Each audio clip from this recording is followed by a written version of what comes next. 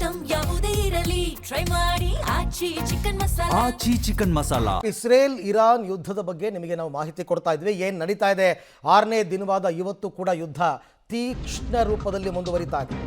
ಲೆಬನಾನ್ನ ಹಲವು ಭಾಗಗಳಲ್ಲಿ ಇಸ್ರೇಲ್ ದಾಳಿ, ಹೆಜ್ಬುಲ್ಲಾಗಳನ್ನ ಗುರಿಯಾಗಿಸಿಕೊಂಡು ಹೊಡೆದಿರ್ತಕ್ಕಂಥದ್ದು. ಇಸ್ರೇಲ್ ದಾಳಿಗೆ ಹಮಾಸ್ ಅಧಿಕಾರಿಯೊಬ್ಬರು ಸಾವಿನ ಮಾಹಿತಿ ಲಭ್ಯವಾಗಿದೆ. ಹಮಾಸ್ ಅಧಿಕಾರಿ ಸೇರಿದಂತೆ 3 ಸಾವನ್ನಪ್ಪಿದ್ದಾರೆ ಅಂತಕ್ಕಂಥ ರಿಪೋರ್ಟ್ ಬರ್ತಾ ಇದೆ ಸದ್ಯಕ್ಕೆ. ಪ್ಯಾಲೆಸ್ಟೇನಿಯನ್ ನಿರಾಶ್ರಿತರ ಕ್ಯಾಂಪ್ ಇತ್ತು, ಅಲ್ಲಿ ದಾಳಿ ನಡೆಸಿತ್ತು ಇಸ್ರೇಲ್. ಟ್ರಿಪೋಲಿಯಾದಲ್ಲಿರುವ ಪ್ಯಾಲೆಸ್ಟೇನಿಯನ್ ನಿರಾಶ್ರಿತರ ಶಿಬಿರ ಅದು ಹೆಜ್ಬುಲ್ಲಾ ಸುಬರ್ದಿಯಲ್ಲಿರ್ತಕ್ಕಂಥದ್ದು. ಲೆಬನಾನ್ನ ಏರ್ಪೋರ್ಟ್ ಬಳಿ ಸ್ಫೋಟಕ್ಕೆ 2 ಸಾವನ್ನಪ್ಪಿದ್ದಾರೆ. ಲೆಬನಾನ್ ಹಲವು ಭಾಗಗಳಲ್ಲಿ ಇಸ್ರೇಲ್ ದಾಳಿ, ಅಂದರೆ ಇಸ್ರೇಲ್ಗೆ ಗಡಿ ಹಂಚಿಕೊಂಡಿರ್ತಕ್ಕಂಥ ದೇಶ ಲೆಬನಾನ್. ಆದರೆ ಲೆಬನಾನ್ನಲ್ಲಿರ್ತಕ್ಕಂಥ ಹೆಜ್ಬುಲ್ಲಾಗಳನ್ನ ಬಳಸ್ಕೊಂಡು ಇರಾನ್ ಇಸ್ರೇಲ್ ವಿರುದ್ಧನೇ ಯುದ್ಧ ಮಾಡ್ತಾ ಇತ್ತು.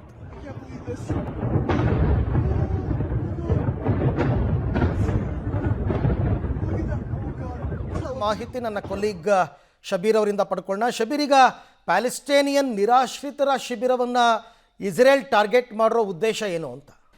ನೋಡಿ, ಲೆಬನಾನ್ನ ಮೇಲೆ ದಾಳಿಯನ್ನು ಇಸ್ರೇಲ್ ಮಾಡ್ತಾ ಇರುವಂಥದ್ದು, ಮುಖ್ಯವಾಗಿ ಅಲ್ಲಿ ಹೆಜ್ಬುಲ್ಲಾ ಇಸ್ರೇಲ್ನ ಮೇಲೆ ದಾಳಿಯನ್ನು ಮಾಡ್ತಾ ಇರುವಂಥದ್ದು. ಇರಾನ್ಗೆ ಬೆಂಬಲವಾಗಿ ನಿಂತಿರುವಂಥ ಹೆಜ್ಬುಲ್ಲಾ ಇಸ್ರೇಲ್ನ ಮೇಲೆ ದಾಳಿಯನ್ನು ಮಾಡೋ ಮೂಲಕ ಪ್ರತೀಕಾರವನ್ನು ತೀರಿಸ್ಕೊಳ್ತಾ ಇರುವಂಥದ್ದು. ಇದೊಂದು ರೀತಿ ಪ್ರಾಕ್ಸಿ ವಾರ್ ಅಂತಲೂ ಕೂಡ ನಾವು ಕರಿಬೋದು. ಪ್ರತಿ ಬಾರಿಯೂ ಕೂಡ ಇರಾನ್ ಇಸ್ರೇಲನ್ನು ಈ ರೀತಿಯಾದಂತಹ ಸಂಘಟನೆ ಮೂಲಕ ಕಂಟ್ರೋಲ್ ಮಾಡುವಂಥ ಕೆಲಸವನ್ನು ಮಾಡ್ತಾ ಇತ್ತು. ಫಾರ್ ಎಕ್ಸಾಂಪಲ್, ಅದು ಹೆಜ್ಬುಲ್ಲಾ ಇರ್ಬೋದು, ಹೌತಿ ಇರ್ಬೋದು, ಹಮಾಸ್ ಇರ್ಬೋದು, ಹೀಗೆ ಬೇರೆ ಬೇರೆ ಸಂಘಟನೆಗಳ ಮೂಲಕ ದಾಳಿಯನ್ನು ಮಾಡಿಸೋ ಮೂಲಕ ಇಸ್ರೇಲನ್ನು ಕಂಟ್ರೋಲ್ನಲ್ಲಿ ಇಡುವಂಥ ಪ್ರಯತ್ನಗಳನ್ನು ಮಾಡ್ತಾ ಇತ್ತು. ನೇರವಾಗಿ ಇರಾನ್ನ ಮೇಲೆ ದಾಳಿಗಳಾಗದಂತೆ ಎಚ್ಚರಿಕೆಯನ್ನು ವಹಿಸುವಂಥ ಕೆಲಸವನ್ನು ಕೂಡ ಮಾಡಿತು.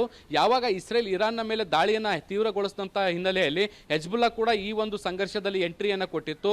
ಲೆಬನಾನ್ನ ಭೂ ಪ್ರದೇಶವನ್ನು ಬಳಸಿಕೊಂಡು ಇಸ್ರೇಲ್ನ ಮೇಲೆ ದಾಳಿಗಳನ್ನು ಮಾಡುವಂಥ ಕೆಲಸಗಳನ್ನು ಕೂಡ ಮಾಡ್ತಾ ಇತ್ತು. ಇದಕ್ಕೆ ಪ್ರತಿಕ್ರಿಯೆಯಾಗಿ ಹೆಜ್ಬುಲ್ಲಾ ಮೇಲೆ ದಾಳಿಗಳನ್ನು ಮಾಡುವಂಥ ಕೆಲಸವನ್ನು ಕಳೆದ 3 ದಿನಗಳಿಂದ ಇಸ್ರೇಲ್ ಮಾಡ್ತಾ ಇದೆ. ಹೀಗೆ ದಾಳಿ ಮಾಡಬೇಕಾದಂಥ ಸಂದರ್ಭದಲ್ಲಿ ಪ್ಯಾಲೆಸ್ತೇನ್ನ ನಿರಾಶ್ರಿತರ ಕೇಂದ್ರದ ಮೇಲೂ ಕೂಡ ದಾಳಿಯಾಗಿದೆ ಅನ್ನುವಂಥದ್ದು ಕೂಡ ಗೊತ್ತಾಗ್ತಾ ಇರುವಂಥದ್ದು. ಮುಖ್ಯವಾಗಿ ಈ ಒಂದು ಪ್ರದೇಶದಲ್ಲೂ ಕೂಡ ಹೆಜ್ಬುಲ್ಲಾದ ಕೆಲವು ಸದಸ್ಯರ ಚಟುವಟಿಕೆಗಳು ಇದ್ವು ಅನ್ನುವಂಥ ಆರೋಪವನ್ನು ಇಸ್ರೇಲ್ ಮಾಡ್ತಾ ಇರುವಂಥದ್ದು. ಹಾಗಾಗಿ ಈ ಪ್ರದೇಶದ ಮೇಲೆ ದಾಳಿ ಮಾಡಿದ್ದೀವಿ ಅನ್ನುವಂಥದ್ದನ್ನು ಕೂಡ ಈಗ ಇಸ್ರೇಲ್ ಹೇಳ್ತಾ ಇರುವಂಥದ್ದು. ಈಗ ಇದಕ್ಕೂ ಕೂಡ ಪ್ರತಿ ದಾಳಿಗಳು ಹೆಜ್ಬುಲ್ಲಾ ಕಡೆಯಿಂದಲೂ ಕೂಡ ಆಗುವಂಥ ಸಾಧ್ಯತೆಗಳಿದ್ದಾವೆ. ನೋಡಿ, ಇವತ್ತು ಇಸ್ರೇಲ್ ನಡೆಸಿದಂಥ ದಾಳಿಯಲ್ಲಿ ಪ್ಯಾಲೆಸ್ತೇನ್ನ 2 ನಿರಾಶ್ರಿತರು ಮತ್ತೆ ಹಮಾಸ್ನ ಒಬ್ಬರು ಅಧಿಕಾರಿ, ಅಂದ್ರೆ ಸೇನಾ ಅಧಿಕಾರಿ ಅಥವಾ ಈ ಸಂಘಟನೆಗೆ ಸಂಬಂಧಪಟ್ಟಂತ ಅಧಿಕಾರಿ ಮೃತಪಟ್ಟಿದ್ದಾರೆ ಅನ್ನುವಂಥ ಮಾಹಿತಿಗಳು ಕೂಡ ಬರ್ತಾ ಇರುವಂಥದ್ದು. ಸೊ ಇದಕ್ಕೇನಾದ್ರೂ ಹಮಾಸ್ ಪ್ರತಿಕ್ರಿಯೆ ಏನಾದರೂ ಕೊಡುತ್ತಾ ಅನ್ನುವಂಥದ್ದು ಕೂಡ ಈಗ ಕುತೂಹಲ ಇರುವಂಥದ್ದು. ಒಂದ್ ವೇಳೆ ಹಮಾಸ್ ಕೂಡ ಇದಕ್ಕೆ ಪ್ರತಿ ದಾಳಿಯನ್ನಾಗಿ ಅಥವಾ ಪ್ರತಿಕ್ರಿಯೆ ಏನಾದರೂ ಕೊಟ್ರೆ ಈ ಒಂದು ಸಂಘರ್ಷಕ್ಕೆ ಹಮಾಸು ಕೂಡ ಎಂಟ್ರಿ ಆದಂತ ಆಗುತ್ತೆ. ಅರವಿಂದ್.